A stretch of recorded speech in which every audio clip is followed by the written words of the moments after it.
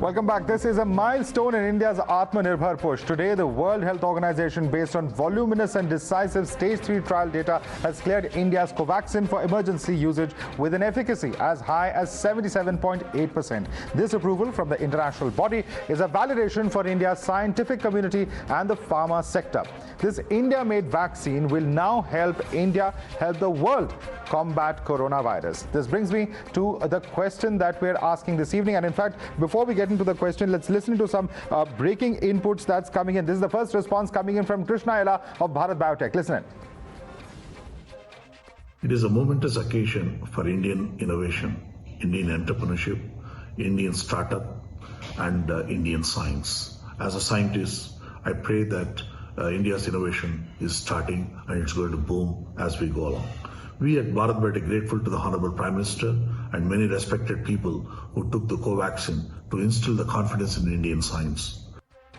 This is also across to Mr. V.K. Paul. We have, in fact, Times Now has spoken to Dr. V.K. Paul, who is, in fact, chief of the COVID task force. Let's listen to what he has said as far as this massive development is concerned. Today is a very special day as Bharat Biotech's Covaxin, an indigenous vaccine, has got an approval from WHO for emergency use listing. And joining with me is the COVID task force head, Dr. V.K. Paul. Sir, thank you for joining with us. And first of all, congratulations to you and your team. We have seen how the government of India has been relentlessly following up with the WHO to get this approval. So how big this is in regards to India getting a WHO EUL for an indigenous vaccine?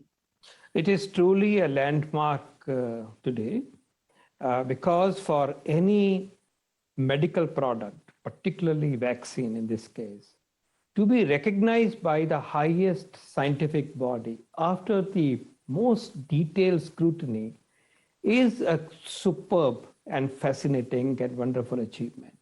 Remember, this particular vaccine is very special to our nation because this is a vaccine which has been wholly developed and researched and then produced in large scale in India. It's an end-to-end vaccine, and by this time, more than 120 million doses, more than 12 crore doses have been given. It has also shown its worth in real life.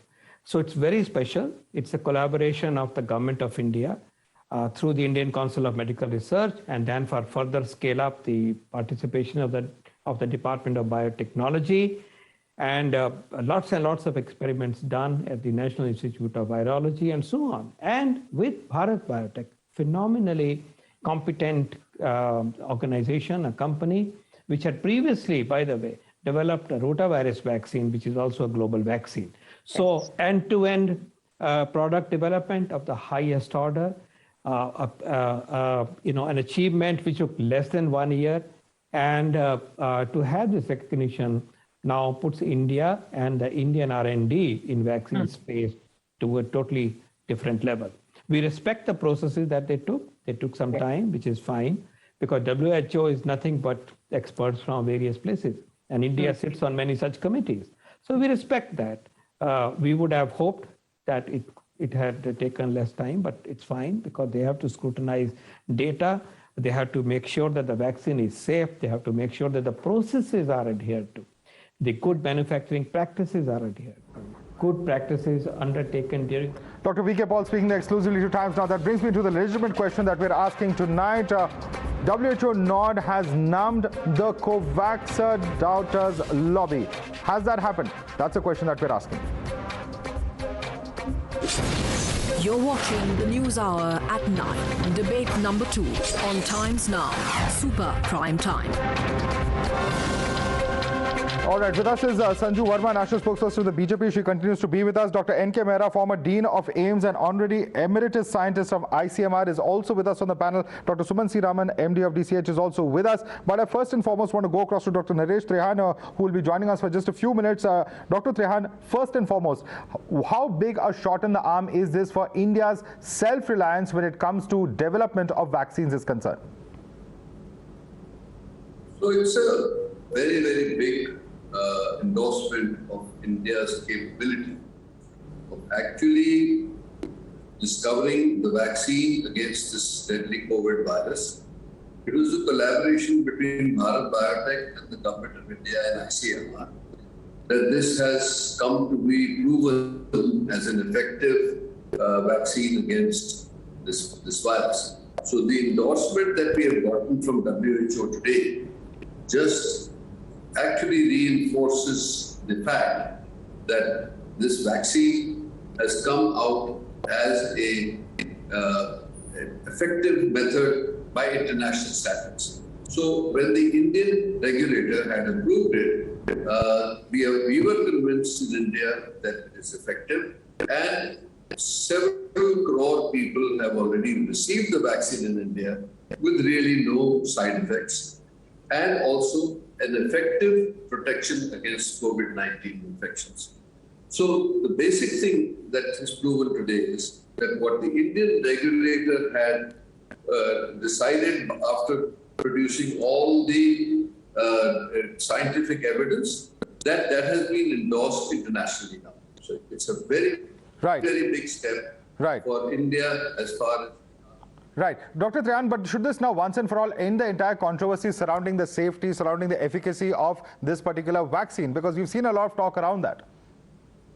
Yes, of course. That is one part. That with the endorsement that we got today, the manufacturing can be ramped up, and also once we have been able to address our own needs for our own country, we can export it to other countries, which will of course help other countries to achieve relief from COVID-19, and also prove to the world that India has arrived in its ability to do biotechnology research, develop new products, and that fact that India will be respected much more on the global scene than previously. Yes, very important point being made there by Dr. Naresh Trayan. Let me take that question right across to Dr. Suman Sriraman. Dr. Suman Sriraman, we have seen over the past year and a half, the kind of comments that have come in as far as Covaxin is concerned. Number of questions that have been raised as far as, whether the processes were correct, whether it is a safe vaccine, whether there will be any impact as far as its efficacy is concerned. Now that it is not just the Indian regulators, but we have also, this is a vaccine that will now, not just Indians here will be traveling abroad with their vaccine certificates perhaps now being valid in many other countries which allow for WHO certification, but also will provide for the vaccine's possibility of exports to other countries, which will help them battle COVID-19. Certainly at some level or the other, it raises some serious questions about as to why we've politicized such an important aspect in our battle against COVID-19. No, I don't think this was politicized. This was very clearly a question of the scientific data being made available in a proactive and transparent manner, which it was not. For several months, this data was not made available. Even now, we do not know what data delayed the approval by almost 2.5 to 3 months. What was the data which WHO had asked? Did they ask for it earlier? There is one group of people who keep saying WHO has been acting at the behest of China and possibly global pharma companies to ensure that Covaxin is delayed. So WHO has also not come out of this, looking good, because they've not told us what was the data that they kept asking 3 times, one after the other. So you're saying WHO is also wrong? WHO has also failed. I am not saying WHO is wrong. Either we say that WHO is acting at the behest of China, or we say WHO is not a fair arbiter.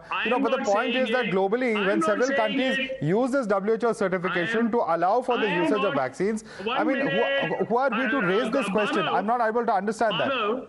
Madhav, you just need to go in and look at Twitter and look at some of the social media posts about who were the people who were saying till exactly 1 week ago. In fact, as late as last week of October, that, please let me finish, that Covaxin was being delayed by WHO.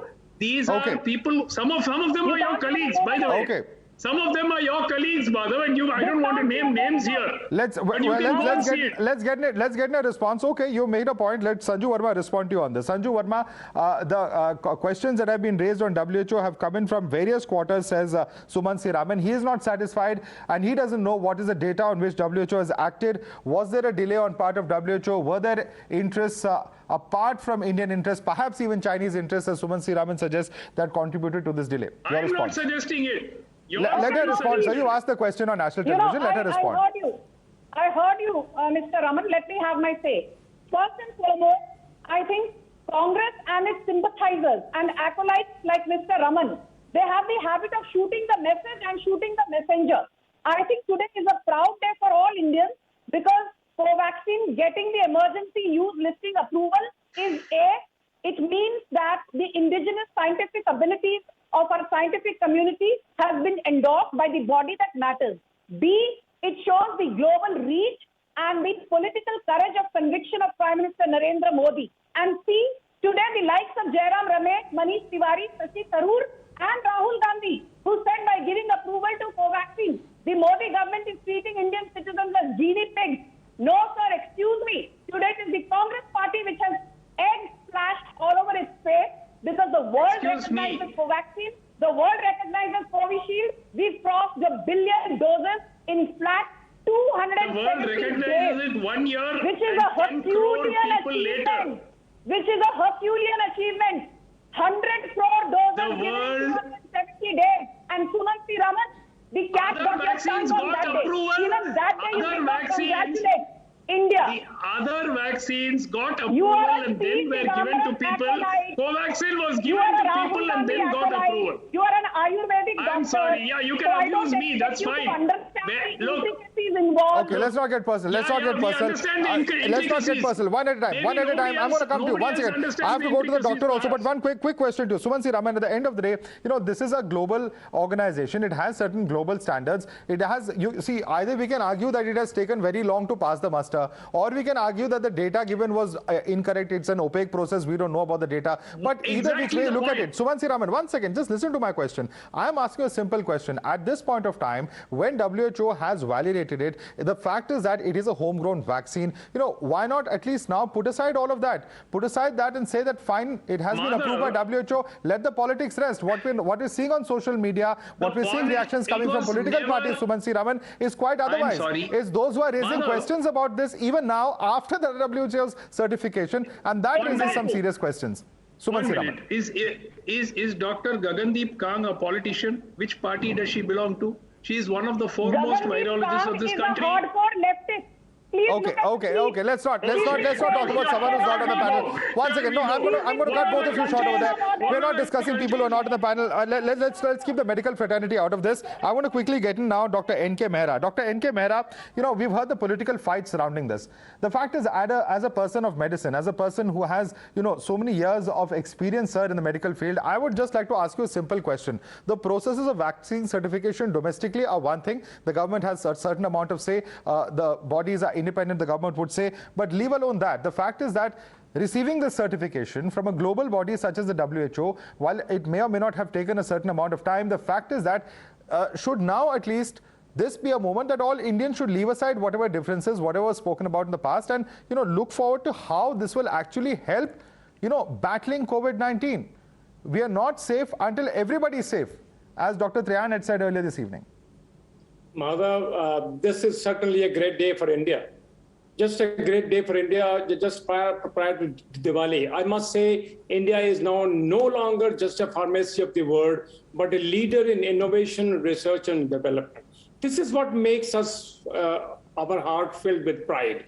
A vaccine totally indigenous, idea generated in India, virus grown successfully in the Indian laboratory, given to the industry, so much of QC done, quality control done, and over 13 crore Indians and an equal number outside of India have got this jab.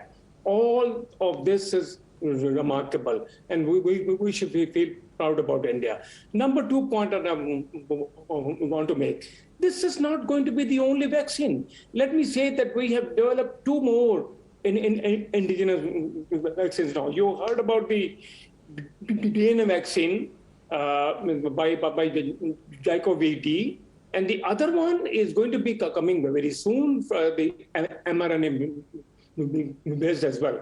So, India is moving forward, and India is contributing a lot to the COVAX. The COVAX, which will be giving the vaccine to the poorer nations over there. Many of them have a very poor record of the vaccine so far. So I Very think important India- point, sir. Very important point. India's contribution globally to the vaccine program and ensuring that citizens across the world are vaccinated is immense. Certainly, this will help as far as that program is concerned as well. But certainly, of course, questions on how soon manufacturing and other capabilities can be ramped up as far as this is concerned. Dr. N.K. Mehra, Sanju Verma, Dr. Suman Siraman, Dr. Naresh Trian, I'd like to thank all of you for joining us on the News Hour this evening.